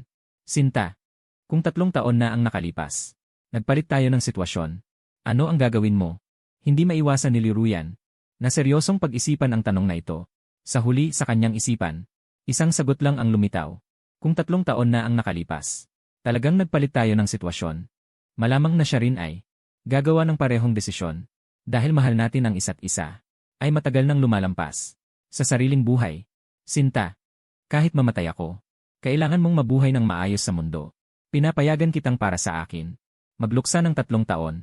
Ngunit pagkatapos ng 3 taon, dapat kang magpakasal kay Ginoong Gyu at bumuo ng sarili mong pamilya. Sinta, alam mo ba na ang mga salitang ito ay napakalungkot? Pinapanood mo ako na makitang mamatay ka at pagkatapos ay maghanap ng iba para mag-asawa at magkaanak. Sinta, ito ang huling hiling ko sa'yo bago ako mamatay. Dapat mong ipangako sa akin. Sinta, bukod dito, anumang bagay, papayag ako sa'yo. Sinta, Sinta, nagkasundo tayo noon na magkasama habang buhay. Ngayon para sa akin, ay nagtiis ng napakaraming hirap. Gusto mo pa bang ipalamon ako sa'yo? Lin B, ngayon dahil sa akin, ay nagdusa ka ng labis. Paano kung may iwan ka at pabayaang mag-isa kang umalis? Lin B, kahit sa impyerno o sa langit, sasamahan kita. Bakit ka ganyan katanga? Bakit kailangan mong maging ganyan katanga? Kahit sino ay pwedeng magsabing tanga ako. Ngunit ikaw ay hindi. Dahil ikaw ay mas 3,000 beses na tanga. 10,000 beses. Mahal ko. Dahil alam mo na, ginawa ko ang lahat ng ito ay para sa'yo. Dapat mong dalhin itong pag-asa at mabuhay ng maayos. Dalhin mo ang aking mga mata upang makita ang mundo para sa akin. Ngunit kahit anong sabihin ko, si Liruyan ay hindi tumatalab at hindi sumasagot. Pagbalik nila sa maliit na bahay, gusto ni Liruyan na hawakan ang kamay ko pababa ng sasakyan. Nagalit ako at hindi ko hinawakan ang kanyang kamay. Hindi rin nagalit si Liruyan. Sa kanyang paningin ang galit kong ito ay tila mas kahawig ng dati kong masiglang sarili. Mainat siyang sumusunod sa likod ko patungo sa maliit na bahay. Umupo ako sa kama at agad na niyakap ang aking mga tuhod. Nakakulong na parang bola. Liruyan, dito, iisa lang ang kwarto. Hindi niya ako inilagay sa hotel. Si Liruyan ay nag-igib ng tubig upang ako ay hugasan. Hindi ako nakikipagtulungan at sinipa ko pa ang timba ng tubig. Si Liruyan ay napakapasensya at inayos ang bahay. Nagdala siya ng isa pang timba ng tubig para linisin ako. Habang pinupunasan ang aking mga daliri, nakita niya ang mga Maliliit na peklat sa aking palad. Ang mga bagay na dati niyang ginawa, na nakasakit sa akin, ay muling lumitaw sa kanyang paningin. Lumuhod siya sa harap ko. Yumuko at marahang hinalikan. Ang aking palad. Isang pagpapasakop at pagsisisi. Mahal, bakit ka naging ganito kayakin? Hindi ako kailanman naging kasing tapang mo. Nakalimutan mo na ba noong unang tayo nagkita? Umiiyak din ako noon. Mahal, ang tadhana ay sapat ng hindi makatarungan sa atin. Halos hindi ko siya natalo. Para mailigtas ang buhay mo, huwag mong hayaang matalo ako. Pwede ba? Ito ang una kong pagreklamo sa kawalan ng katarungan ng tadhana na ginawa ang ating buhay, na puno ng paghihirap at pagsubok. Si Liruyan ay sumuko dahil gusto niyang manalo ako. Gusto niyang malampasan ko ang hindi makatarungang tadhana. Nagkasama kami sa loob ng 3 taon. Ang unang gabi na magkayakap kaming natulog. Nakatulog ako ng mahimbing. Ngunit si Liruyan ay hindi nangahas matulog ng matagal. Tuwing ilang sandali, ay titingin siya sa akin. Dahil takot siyang mawala ako. Isang umaga pagkagising ko, naramdaman ko, na hinalikan ng aking noo. Umiti ako ng hindi namamalayan. Ito ang inaasam kong eksena noon pa. Tuwing umaga gigising na yakap ang mahal ko. Kahit bukas na ang katapusan ng mundo, may lakas pa rin akong harapin ito. Pagkatapos narinig ko si Liruyan, na bumulong sa aking tenga. Linby, magpakasal tayo. May utang ka pa sa akin ng isang kasalan. Pero, wala nang masasabi. Kailangan mo lang sabihin na, ang lahat ng natitira ay ako na. Wala na talagang natitira sa buhay ko. Ilang oras pa. Mula ngayon, gusto ko lang mag-aksaya ng isa pang minuto o segundo. Pagkatapos magising, si Liruyan mismo ang naghanda ng almusal. Pagkatapos kumain ng dalawa, ay kumuha ng marriage certificate sa lugar na yon. Ang aming kasal ay napakasimple. Sa isang walang hangganang lila na lavender field. Groom Emalin B. Gusto mo bang pakasalan si Liruyan upang maging iyong asawa? Sa kabila ng sakit o kalusugan, sa kabila ng kahirapan o kayamanan, mananatiling tapat sa kanya magpakailanman, hanggang sa katapusan ng buhay. Bride Liruyan, gusto mo bang si Emalin B ang maging asawa mo? Sa kabila ng sakit o kalusugan, sa kabila ng kahirapan o kayamanan, mananatiling tapat sa kanya magpakailanman, hanggang sa katapusan ng buhay. Ngayon ay maaari ng halikan ng lalaking ikakasal ang babaeng ikakasal. Tulad ng kanilang unang halik, na may kaba at excitement. Dahan-dahang lumapit kay Liruyan. Isang simoy ng hangin ang dumaan. Nagdadala ng mabangong bulaklak. Parang ang kalikasan. Ang nagbibigay sa amin ng biyaya. Pagkatapos ng kasal ang aking katawan, ay nagsimulang manghina ng parami. Madalas natutulog ako ng isang buong araw. At sa tuwing ganito, si Liruyan ay hindi kumikilos. Nakatayo sa tabi ko. Parang isang estatwa. Hanggang sa muling imulat ko ang aking mga mata. Sa kalangtila na buhay si Liruyan. Noong ako ay may malay. Ang pinakagusto kong gawin ay kasama si Liruyan na pumunta sa labas. Sa parang ng lavender. Nakasandal ako. Sa balikat ni Liruyan, amoy ang bulaklak at nararamdaman. Ang bango ng kalikasan. Mahal, inaantok na ako. Matulog ka na. Mananatili akong kasama mo. Ganito pala kapag malapit ng mamatay. May tunay na kutob. Alam kong kapag pumikit ako ngayon, hindi na ako magigising muli. Itinaas ko ang aking kamay at marahang hinawakan. Ang pisngi ni Liruyan. Gusto kong iukit. Ang kanyang mukha sa aking isipan. Mahal, narinig ko na ang mababait na tao pagkatapos mamatay ay makakarating sa langit. Walang kalungkutan doon. Walang sakit. Tanging walang hanggang kaligayahan. Sabi mo, pupunta ba ako sa langit? Bumalik kay Linbay. Mamumuhay kang masaya sa langit. Sinta, sa pagkakataong ito, mauuna ako sa langit para hintayin ka. Hintayin ko ang kalahating taon. Saka mo ako hanapin, okay? Okay. Linby, tiyak na hahanapin kita. Lumitaw sa aking mga labi. Isang kasiya siyang ngiti. Ako at ang aking minamahal. Mayroon na ring kasunduan sa langit. Sa langit ako. Mamahalin siya magpakailanman. Hihintayin siya magpakailanman.